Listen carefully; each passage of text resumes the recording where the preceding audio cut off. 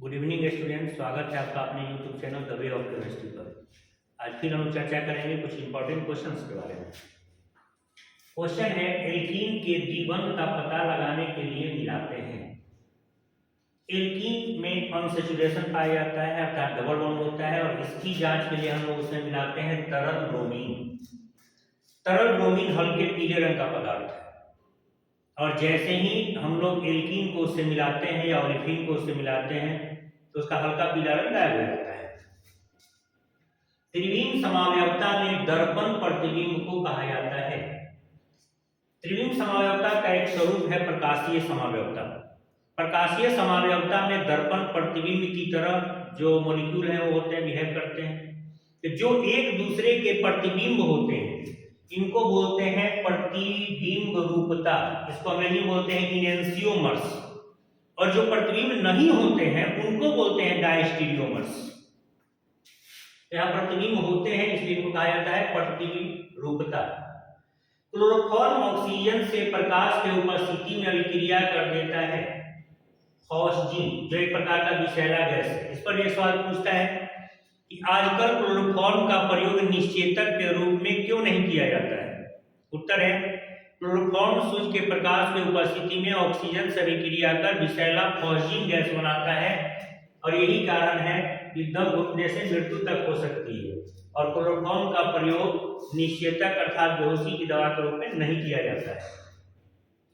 Glycerol है। Glycerol एक प्रकार का ट्राइहाइड्रिक अल्कोहल है क्योंकि इसमें 3 गो OH समूह होते हैं।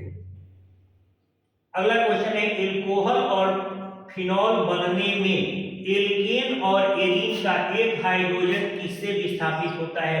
उत्तर है, एल्कोहल और फिनॉल दोनों में OH होते हैं और इन दोनों से एक एक हाइड्रोजन को विस्थापित किया जाता है OH के द्वारा। बेंजीन का साधारण हाइड्रोक्सी व्युत्पन्न है। बेंजीन में से एक हाइड्रोजन न्यूक्लियस होता है, हटाया जाता है और उसकी जगह पर आता है OH तो बनता है फिनॉल। अगला क्वेश्चन है, क्लोरोइथेन अमोनिया से अभिक्रिया कर देता है। ध्यान दें, क्लोरोइथेन का सूत्र होता है C2H5Cl। जब अमोनिया से अभिक्रिया करेंगे तो इसी जगह पर आ जाएगा NH2। इसका नाम होगा इथेनामीन।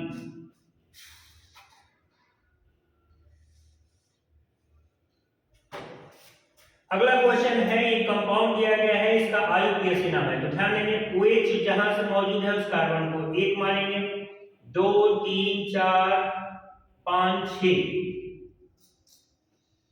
तो जब कभी हम लोग बात करते हैं तो इसका तो शुद्ध स्वरूप की बात होती है।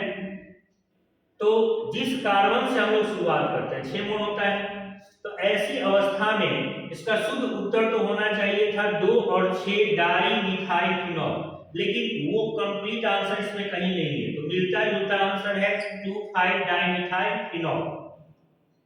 लेकिन ये फिनॉल कब होता, जब यहां पर ये बेंजीन रिंग होता। तो इस सारे ऑप्शंस में जो इसके सबसे करीब का ऑप्शन है, क्योंकि अन्य ऑप्शन इसके करीब के ऑप्शंस नहीं है, तो ऐसी स्थिति में जो कंपाउंड हमारा है वो लगभग मैच करता है 2,5 डाइमिथाइल फिनॉल। हालांकि लगभग, इसका एक्यूरेट आंसर नहीं है।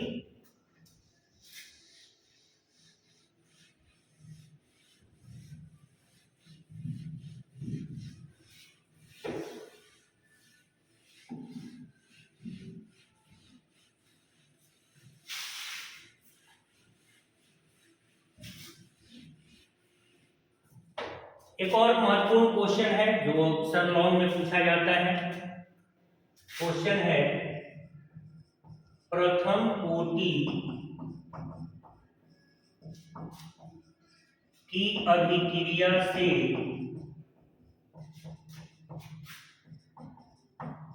आप क्या समझते हैं।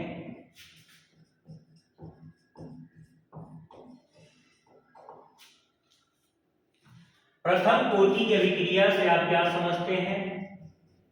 प्रथम कोटि की अभिक्रिया के वेग स्थिरांक का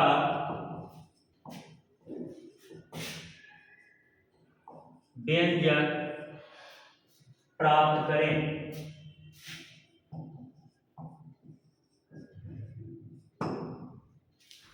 प्रथम कोटि की अभिक्रिया से आप क्या समझते हैं? प्रथम कोटि की अभिक्रिया के वेग स्थिरांक का व्यंजक प्राप्त करें।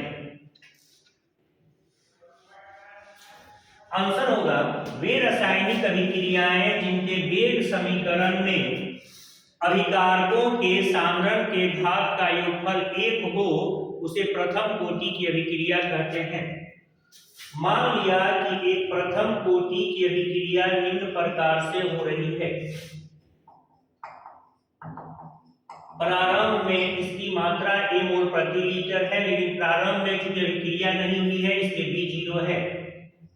T समय में, एक समय हम लोग लेते हैं जिसे मान लेते हैं T, तो T समय में यदि A में से X मोल प्रति लीटर विघटित हुआ तो इसका X मोल प्रति लीटर बना, क्योंकि इसके 1 मोल से 1 मोल बनता है।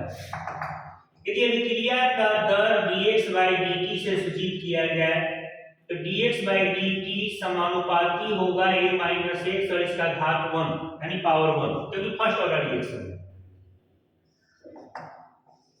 जब समानुपातिक नियतांक का हम लोग प्रयोग करते हैं तो इस चिन्ह को हटाकर यहाँ एक कांस्टेंट डालते हैं k, और घात 1 है तो इसे हम लिख भी सकते हैं और नहीं भी लिख सकते हैं, जहां k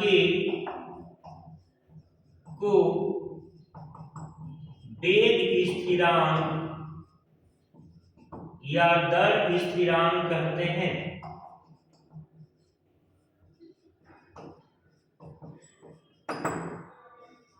अब इस समीकरण को हम लोग ऐसे भी लिख सकते हैं dx/A-x बराबर k dt। इसको इधर ले गए और इसे इधर ले आए,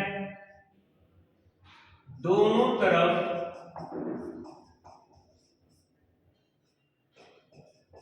इंटीग्रेशन करने पर अर्थात समाकलन करने पर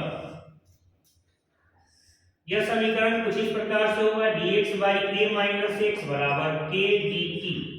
अब इसका इंटीग्रेशन होता है -log e बेस A-x, क्योंकि x के सापेक्ष इंटीग्रेशन है तो ऐसी अवस्था में x खुद निगेटिव इज डबल निगेटिव और dt का इंटीग्रेशन t, क्योंकि लिमिट नहीं है इसलिए यहाँ कांस्टेंट का प्रयोग करते हैं। मान लिया यहाँ कांस्टेंट है c, जहां c बराबर इंटीग्रेशन कांस्टेंट या समानुपातिक नियतांक नहीं है, यह इंटीग्रेशन कांस्टेंट है। इस सबको हम लोग मान लेते हैं समीकरण 1। एक लिमिट का प्रयोग करते हैं जब t 0 था अर्थात समय प्रारंभ के में था, तो A-x उस समय ये था, A-x टेंड टू A या -log A-x बराबर kt प्लस c के जगह पर हमें लिखना है, तो हम लोग जब t का मान 0 रखते हैं अर्थात 0 रखते हैं तो k गुने 0, तो A-x के जगह पर रखेंगे a, यानी यही समीकरण हम लोग कुछ ऐसे लिख सकते हैं इस कंडीशन को लेकर। तो c का मान हम लोग को मिल जाता है अर्थात c बराबर -log e बेस a, इसको मान लेते हैं समीकरण 2। t जब 0 था तो A-x उस समय ये था, इसे c का मान मिल गया। c का मान समीकरण 2 से 1 में रखने पर से c का मान समीकरण 1 में रखने पर हमारा जो मुख्य समीकरण था वो था log A-x बेस e बराबर kt और c के जगह -log a बेस e। अब इसे हम लोग इस तरफ ले आए तो ये धनात्मक हो जाएगा log a बेस e, और ये पहले से ऋणात्मक था बराबर kt। अब ये जो समीकरण है इस समीकरण में राइट साइड को लेफ्ट और लेफ्ट को राइट साइड करने पर kt बराबर हो जाएगा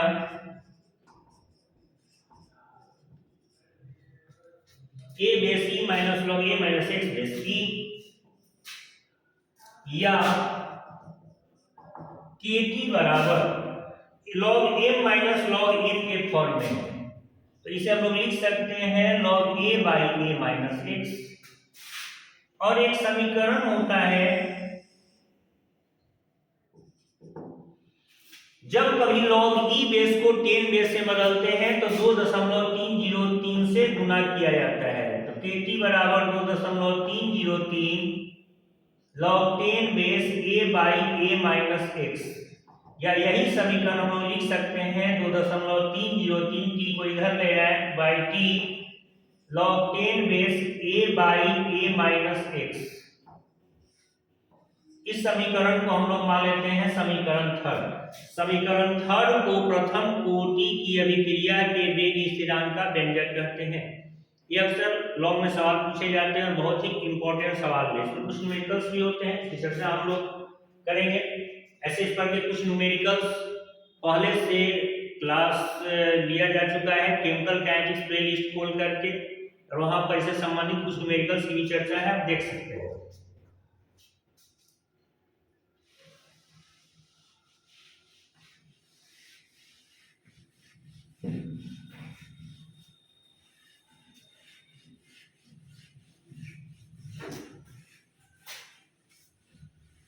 इस पर एक सवाल और पूछा जाता है कभी कभी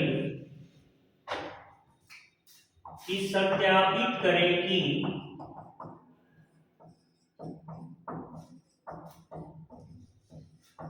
प्रथम कोटि की अभिक्रिया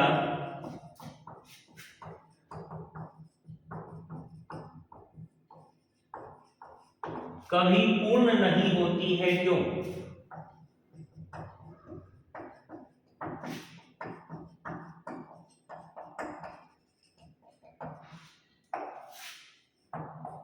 प्रथम कोटि में हम लोगों ने अभी एक समीकरण देखा, प्रथम कोटि में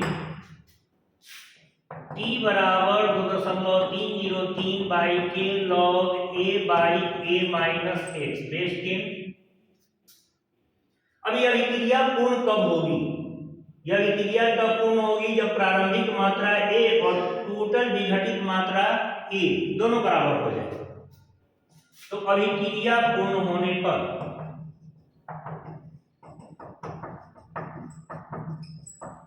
a माइनस a बराबर 0, अर्थात a माइनस एक्स के जगह पे हम लोग कितना लिख सकते हैं? तो t अर्थात समय का मतलब हो गया 2.303 बाई के log 10 base a minus a। तो t बराबर 2.303 बाई के a बाई 0 बेस 10। और हम लोग जानते हैं किसी भी चीज के बटा में यदि 0 हो तो वो अनडिफाइंड होता है। तो इस समय का पता नहीं चला जब a पूरा हुआ, और ये x के जगह a क्यों लिखा हम लोगों ने, तो यहां से समझेंगे उसे। हम लोगों ने समीकरण में लिखा था प्रारंभ में a की समय में a में से x टूटा x1, तो ये a में से a पूरा हो गया तभी अभिक्रिया पूर्ण मानी जाएगी।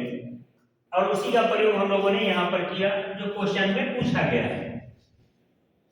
इस समीकरण के बाद हम लोग कह सकते हैं कि जब अभिक्रिया कंप्लीट होती है तो समय का पता ही नहीं चलता, कितना समय लगेगा, कब पूर्ण होगा। और यही कारण है कि प्रथम कोटि की अभिक्रिया कभी भी पूर्ण नहीं होती है। यदि क्लास पसंद आया हो तो इसे लाइक करें, इसे ज़्यादा से ज़्यादा शेयर करें, और चैनल को आपने अभी तक सब्सक्राइब नहीं किया है तो इसे सब्सक्राइब करें। धन्यवाद।